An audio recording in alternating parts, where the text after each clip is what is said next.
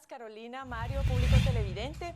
Bienvenidos a nuestro segmento de entrevistas. Vamos a estar conversando esta mañana con Irmalicia Velázquez Nimatú, quien viene desde Quetzaltenango a visitarnos esta mañana a contarnos cómo es que se está viviendo el proceso electoral en otros departamentos. Ella tiene la oportunidad por su trabajo de moverse a nivel de otros departamentos a lo largo y ancho del territorio nacional y queremos contar con una perspectiva distinta esta mañana. Bienvenida, Irmalicia, gracias por acompañarnos. Gracias, Carmen, gracias por la invitación. Empecemos por cómo has visto la dinámica. ¿Cambió en algo la semana pasada con la no aprobación de las reformas a la ley electoral? Bueno, con la obstaculización del proceso, con el no haberle retirado la inmunidad al presidente y esta nueva serie de marchas ciudadanas. Mira, claro que cambió. Yo creo que en el interior se está viviendo también un agotamiento de las personas. Primero, por la situación política de inestabilidad que se vive. Segundo, por la presión que sienten muchas personas de los partidos mayoritarios hacia ellos. Y tercero, por la situación socioeconómica en la cual están sobreviviendo. Una situación muy difícil. Si la capital se vive en condiciones socioeconómicas complejas, en el interior es mucho más, porque hay que agregarle el tema de la sequía, el tema de la falta de alimentos para esta parte del año que viene y para el próximo. Por lo tanto, la situación es de un agotamiento, de una indignación que no saben cómo expresarla, y yo creo que ese es un problema que a la larga podría repercutir en actos de violencia. Es decir, deterioro. Lo que se ve en el interior es un deterioro económico y es muy importante lo que mencionabas en términos de la sequía y sus efectos. Como que estamos muy concentrados ahorita en el ámbito electoral y tenemos un problema enorme a nivel de seguridad alimentaria. Bueno, la seguridad alimentaria no está garantizada. Creo que en los próximos meses vamos a estar viviendo esa crisis, especialmente con productos básicos y claves como son el maíz y el frijol y algunos otros que son fundamentales para la dieta, no solo del interior, sino también de la capital. Creo que todo esto tiene a las personas en una inestabilidad y al mismo tiempo los tiene con una apatía frente a las votaciones, frente al proceso eleccionario. ¿A quién elegir si los caudillos del interior tienen un control mucho más profundo que lo que tienen los caudillos de la capital? En el interior tienen mapeada toda la población, pero además la tienen atemorizada, producto de los 36 años de conflicto que se ha vivido. La población allá vive con temor de que la van a controlar, de que va a recibir algún tipo de presión o que su familia puede recibir algún tipo de represalias por no votar por uno o por otro partido. Quiero mencionar un ejemplo concreto.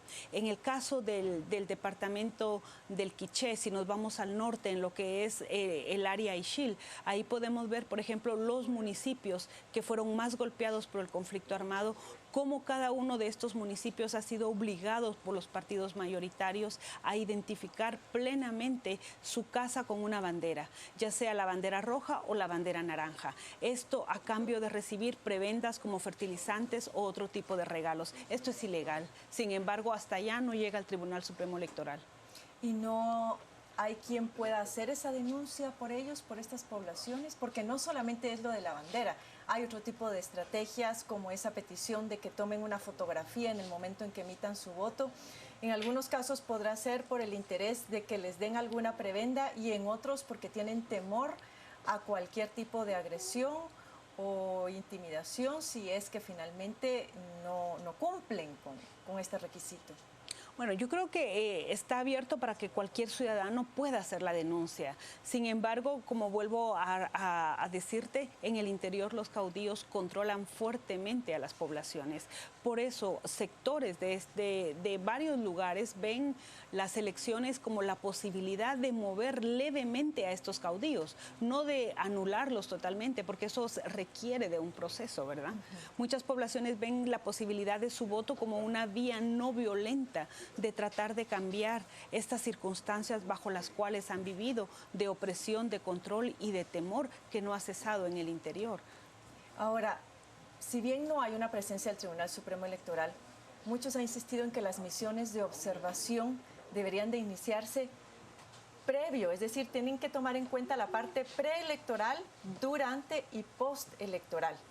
No sé si tú has visto que se está haciendo algún tipo de observación en este sentido de lo que está aconteciendo para que pueda ser denunciado y tomado en cuenta a la hora de hacer una evaluación general y de tomar decisiones al respecto.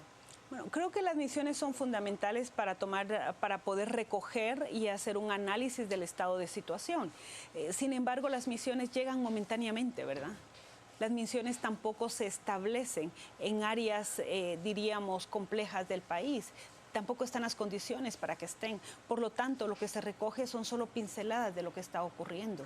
Yo diría que en este momento sería importante que la población estuviera cada vez más consciente, cada vez mejor organizada en el interior y poder documentar todo este tipo de abusos, de violaciones a sus derechos y sobre todo de no permitirles el actuar de manera libre y de manera acorde a las necesidades de sus comunidades o de sus departamentos. La presión es significativa, la presión yo diría que a veces casa en lo ilógico, en lo absurdo, ¿verdad? Decirle a alguien, por ejemplo, que tiene que tomar la fotografía de su voto y que con esa fotografía en su celular tiene que llegar para cobrar por el voto, ya sea dinero en efectivo o otro tipo de prebendas. Esto es totalmente ilógico, pero como ese ejemplo hay muchos otros más a los cuales se presiona a las personas, con fertilizantes, con cortes, con ropa, hasta con ropa interior para las mujeres. O sea, es un tipo de abuso que cometen estos partidos que cae grandes. dentro de la categoría de los delitos o tipificación de delitos electorales. Ahora existe una fiscalía especializada en este tipo de delitos, pero sí, efectivamente, como tú bien decías, es parte de las funciones de la Inspectoría del Tribunal Supremo Electoral estar al tanto de estas situaciones y proceder con los procesos de investigación que permitan sancionar adecuadamente. Ahora bien, ya estamos a escasas semanas del proceso electoral. ¿Crees que tú que todavía podría hacerse algo para recomponer esta situación? Mira, el interior por lo regular siempre ha estado como muy al margen de lo que ocurre en la capital. Es la capital la que como en donde podemos ver que se mueve todo este sistema político, electoral, toda esta maquinaria que repercute en el interior. Tal vez lo que yo quisiera decirte es algo. Estamos en un momento nacional complejo, el cual muestra que las reformas electorales no tienen las condiciones adecuadas para darse.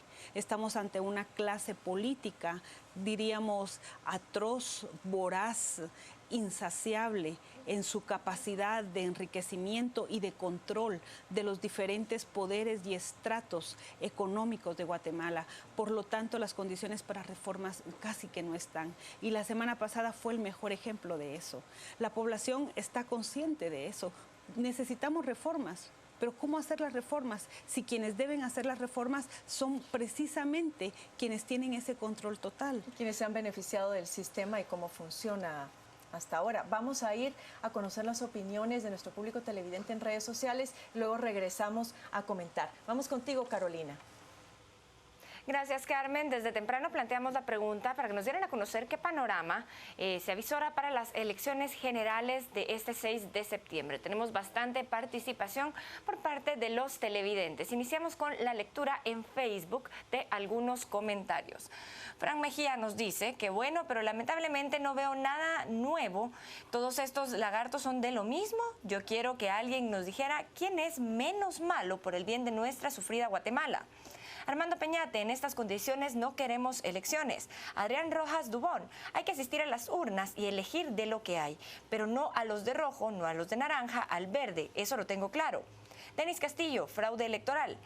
Rajesh Rebeca, aún no me convence alguien para votar, pero estoy segura que no votaré ni por Valdizón, ni por Torres, ni por García, no por Ríos, ni por Sosa, nos dice. Ricardo Arroyo, una maldición más en este país. Algo me dice que habrá revolución.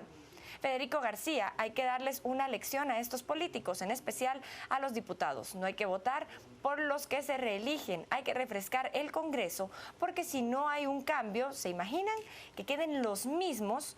El presidente sea de otro partido, no van a haber cambios, va a ser lo mismo de ahora que no se legisla. Francisco Pérez, si no hay personas que atiendan las mesas electorales, cumplir esta tarea y sería una lección tanto para los corruptos como para el Tribunal Supremo Electoral. César Hernández nos dice, ¿para qué preguntan lo que ya todos sabemos? Que no quieren ver o aceptar, pues ya es otra cosa. Paul McCartney nos dice, bueno, es una grosería, no la vamos a leer al aire, pero esto es parte de los comentarios que tenemos a través de las redes sociales, Carmen. Vemos cómo los guatemaltecos se encuentran frustrados y no ven un panorama claro de lo que puede llegar a suceder luego de las elecciones generales 2015. Regresamos con usted. Gracias, Carolina. Esta consigna, en estas condiciones no queremos elecciones, ¿también se vive con la misma intensidad en el interior de la República? Por supuesto que se vive con la misma intensidad y quizá con mucho más dolor por la situación socioeconómica y política, ¿verdad? Por ese control que ha existido permanentemente. Pero también no podemos negar que Guatemala es compleja, ¿no? Guatemala no es solo la capital, Guatemala también es Petén, también es Izabal, el Estor con todos sus problemas, también es San Marcos con toda la problemática que tenemos allá de las minas, también es Huehuetenango, con toda esa presión que existe sobre el territorio y la conflictividad. O sea, Guatemala es compleja, no hay una sola Guatemala, hay múltiples rostros de Guatemala y dentro de esos múltiples rostros también se puede ver esta diversidad política. Además, hay que tomar en cuenta algo, quienes han definido a los políticos nacionales es la capital, es aquí desde donde se lanzan estos personajes. El que hace el interior, respaldar de múltiples formas a través de los votos comprados o de muchas presiones, pero es la capital por lo regular quien pone a estos personajes y desde dónde se decide la política. Cuando la gente te pregunta qué hacemos, porque esa es una pregunta común ahora en el ambiente, ¿qué hacemos en términos de qué criterios tendríamos que valorar al momento de elegir a las próximas autoridades? Porque tú no puedes llegar y decirles voten por A o por B, pero por lo menos algunos lineamientos que se pudiera dar para orientar mejor a las personas sobre qué hacer el día de las elecciones y cómo orientar la decisión en cuanto a quién van a elegir para su alcalde y para presidente. Mira, es una situación muy difícil porque yo soy de la postura de que en estas condiciones no es posible que las elecciones puedan realizarse. ¿Pero todavía es posible que pudiera suceder algo para que esto no se dé? Bueno, yo creo que hay múltiples propuestas. Hay propuestas de un gobierno de transición. Hay propuestas de que pudiéramos rescatar de una forma mucho más honesta y digna este proceso eleccionario. Y creo que eso es un sentir de la mayoría de la población. Y hay que encontrar las vías legales, y sí las hay, no es que no existan. Sí es posible que el presidente renuncie, sí es posible que se den espacios para que se dé otro tipo de reformas y que exista por lo menos una etapa transitoria que nos lleve a construir un país diferente. En estas condiciones, si van a haber elecciones, ¿qué nos esperan los próximos 4 años? Van a ser 4 años de violencia, de conflictividad, de inestabilidad. Por suerte la economía no ha bajado, sin embargo, si continúa esta inestabilidad, la economía también podría tener un impacto y eso sí, lo sentiríamos los pocos que todavía tenemos empleo. Ahora bien, cuando se habla de este gobierno de transición, uno de los principales puntos que se ha señalado es ¿qué tanto podría ser un gobierno de transición si estamos ahora en el mes de agosto? Un gobierno de transición que tomara, por ejemplo, posesión en septiembre tendría aproximadamente unos 4 meses para sentar las bases de lo que el país necesita. ¿Será suficiente tiempo? Y hay quienes también ven en esto un peligro en cuanto a lo que pudiera acontecer por las pugnas que podrían suscitarse al momento de que el vicepresidente tuviera que volver a nombrar una terna que fuera elegida por el Congreso de la República. Mira, yo creo que cualquier escenario es un escenario difícil y complejo.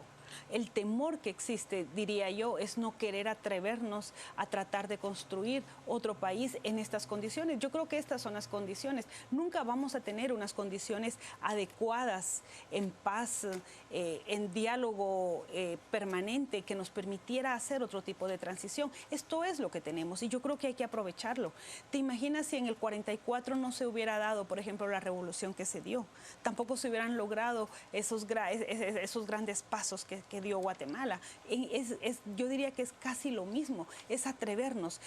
El problema que yo encuentro es que existe todo un conglomerado de especialistas en leyes que son totalmente cerrados y totalmente actúan acorde a, diríamos, a una estructura legal que les impide pensar y actuar más allá. Ese sí es un problema para Guatemala. La población quiere otro camino. ¿Por qué no intentamos por lo menos hacer el intento? 4 meses, 3 meses, 6 meses no va a ser suficiente. Pero yo diría que sí es posible si se logra colocar en estos espacios a personas que no tienen ningún interés más allá que el de llevar a Guatemala por otro rumbo. Clave es la salida del presidente. Tú mencionabas que existen vías para que él saliera de la presidencia de la República, pero una vía era haberle retirado la inmunidad. Sin embargo, esto no sucedió. ¿Cuál es la vía que tú ves? ¿Por qué es que piensas que todavía este escenario es posible? Difícilmente él renuncia. Bueno, creo que él debería de renunciar. Creo que ese sí es un camino digno para él. Pero hemos visto que han transcurrido los meses y nos acercamos ya a enero y es cada vez más remota la posibilidad de que él se vaya. ¿Qué otras vías se abrían para que él finalmente deje la presidencia y permitiera este otro escenario, esta otra posibilidad del gobierno de transición? La presión ciudadana debe ser más fuerte y no solo en la capital, en todos los departamentos. Si la presión fuera muchísimo más fuerte y diríamos hasta con actos que él tendría que darse cuenta de que la población no lo quiere. O sea, hay toda una serie de acciones que pueden venir desde las bases. No quisiera entrar en esto, pero yo creo que la población está sintiendo que está llegando hasta el límite, que la población está sintiendo que no hay otro camino más que tomar acciones más allá de las que han podido hacer de una manera pacífica. Si bien recobró fuerza el movimiento de ciudadanos este domingo, ¿tú crees que todavía podría seguir retomando fuerza o podríamos ver otro tipo de iniciativas en los próximos días como que finalmente lograra concretarse este llamado al paro nacional? Creo que sí, creo que cada vez está tomando más fuerza. La semana pasada, el jueves, diríamos, amanecimos como un viernes negro. No solo fue un jueves, sino fue un viernes negro de ver estas acciones tanto de la Corte de Constitucionalidad como del Congreso de la República. Y yo diría que cada vez se está sintiendo más esa emergencia y esa protesta. Y en los próximos días no está escrita la historia.